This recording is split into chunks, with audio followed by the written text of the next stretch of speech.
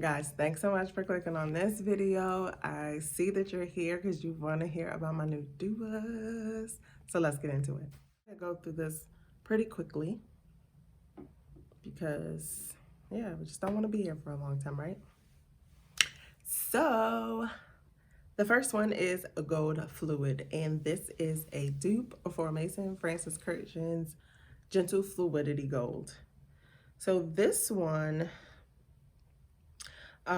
is a nice twist on vanilla. I really enjoy this one. And if you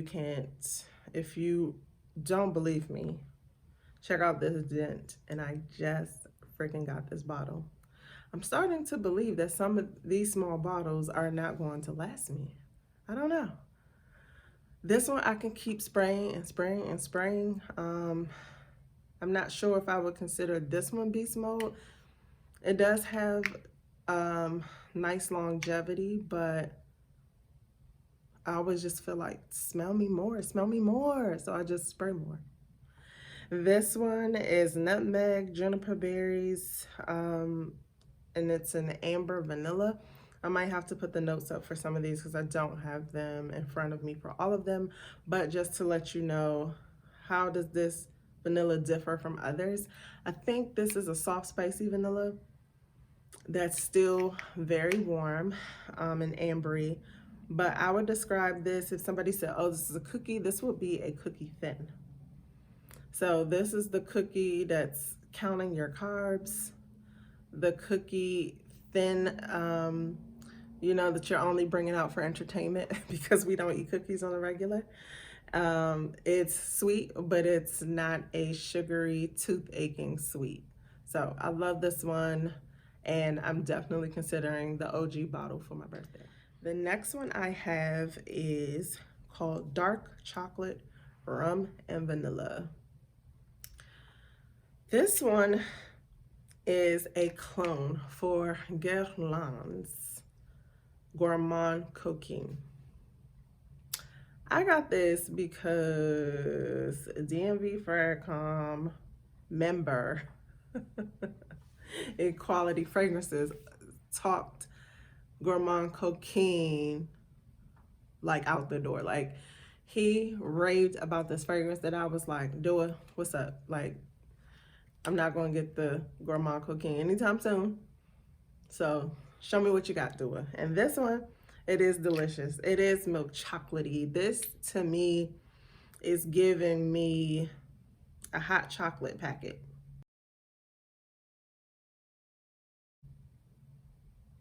Before you're about to put it in the milk, the hot steamy milk. But also the top of this, or the opening of this, gives me like an eggnog. So that sweet eggnog, but add some cocoa powder, add the chocolate mix powder to it. But then that kind of eggnog starts to go away and it's just milk chocolate. That's what I've gotten from this so far. Next we have Purple Sapphire, and this is the dupe for Boadicea, the Victorious Sapphire. I think that's what it's called. Of course, if I don't remember these right away, I'll be sure to put the name. But this, you guys, let's start with my first impressions. When I first got this, I was irritated because, yet again, this is that Herba Pura profile. So if you're familiar with Herba Pura, if you're familiar with Amber Oud Gold Edition, if you're familiar with Tiziana Terence's Kirky, if you're familiar with, I want to say Hardin Exclusive by Mancera, it has that fruity, light, aromatic profile that's very beautiful. I actually really love it. It's just that I've made the mistake of buying these fragrances that have the same profile. If you were to pass me, you would probably say it's that Herba Pura. If you were to pass me, you might think it's Kirky if you're familiar with that. But if, you know, the difference between this one and those, this has a oud note in it. So the oud gives it some depth and it gives it a little bit of edge, which I was enjoying, and then started smelling like gasoline to me. I'll give it a full wearing and see how I feel about this. But for now, that is Purple Sapphire. This is Aoud Intense Sunlight. So this, my friends, is the dupe for Fragrance du Bois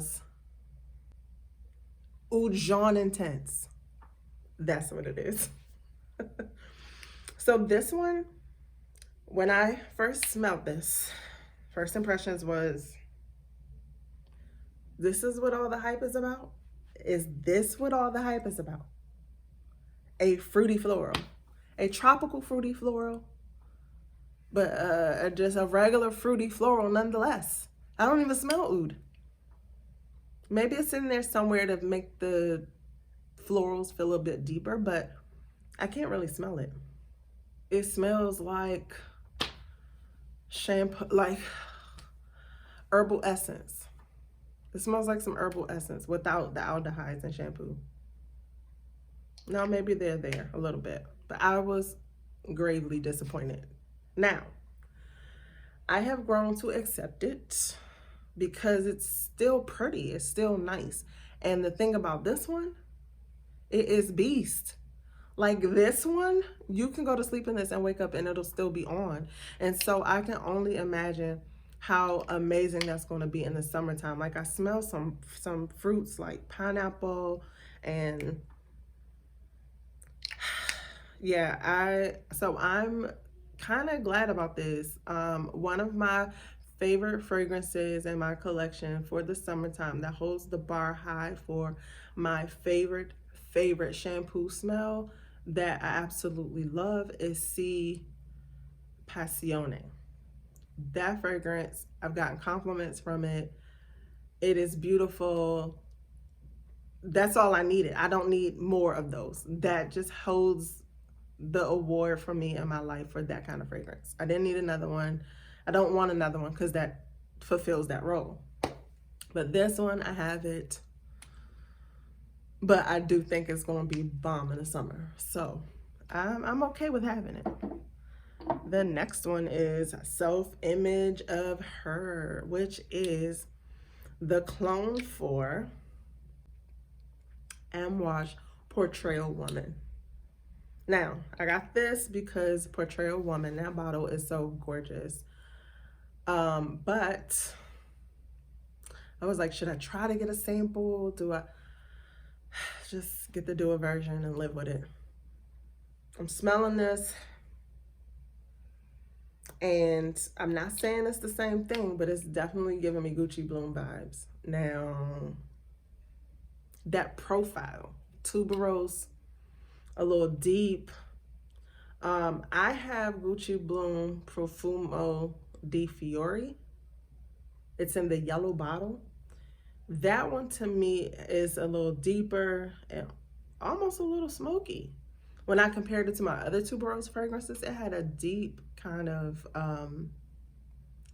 it was just deep and had a little smoke to it that I liked actually, because it was a different tuberose for me. It wasn't the bubblegum tuberose. It wasn't straight tuberose. It was that deeper tuberose. It's not creamy. It's just a deep kind of smoky tuberose. So this one gives me that. I know there's supposed to be tobacco in it, but I really feel like it's Gucci Bloom. But of course, I'm still curious if the original smells like Gucci Bloom. So now that I have this, I would only get a sample of Portrayal Woman. Hopefully Royalty Scents has it in so I can just get it. But yeah, I wouldn't, because I was this close to buying a full bottle, but I got this, and I definitely would get a sample just to compare and make sure, or see if there's other nuances to that fragrance that make it different or more interesting. right now. It's not interesting me. The next one I have is Lovebound, and this is a clone or dupe, whatever you want to call it, for Kilian's Rolling in Love. Now, there's a side, I have not gotten into Kilian where I'm looking at it by collection, whether it's the narcotics collection, whether it's the liquors collection, except the collection I saw in full in Sephora, which was the I think it was Young Lovers collection or something like that, where there was about 4 or 5 and it was easier to remember. This particular one, I'm saying all of that to say, if I had known, oh, you know, the narcotics collection would be a little bit lighter, on the lighter side, or what have you, especially having Angel Share and some of the Young Lovers collection, like Kissing and Adults and Love Don't Be Shot, those are deeper. Those are more gourmand. Those are a little bit more up my alley. This is not that. It's not gourmand. It is brighter. It is fresher. I know there's musk mallow in this because that was something that I was like, I need to look into that and see what that does for this fragrance. But it's just lighter, it's fresher, it's bright. It's just more brighter than what I expected. I thought Rolling in Love would just be more creamy and sensual, more so for the hype of the fragrance than actually looking at the notes and saying, hey, this makes sense. People raved about it, so I just felt like it would be a safe choice to go with. And I mean, it's different. It falls into the same category for me as something that somebody would probably make a signature fragrance of, because it's not really offensive, it's easy to wear. I just have to give it a more full wear to see what I get out of it and if I feel it's more special. The last Dua. Oh, and I saved for last. This is Era of Vanilla. I got this because I'm a vanilla fan. And this is my first Dua original fragrance. I heard a lot of good things about their originals.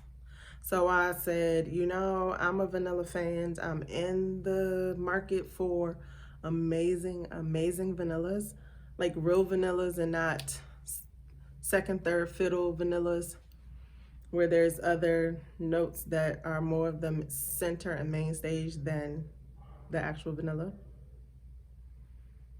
This, guys, is not what I would really consider. Like, I wouldn't pick this up and be like, oh, this is a nice vanilla fragrance. It smells like a hair product and a hair product from a beauty supply store.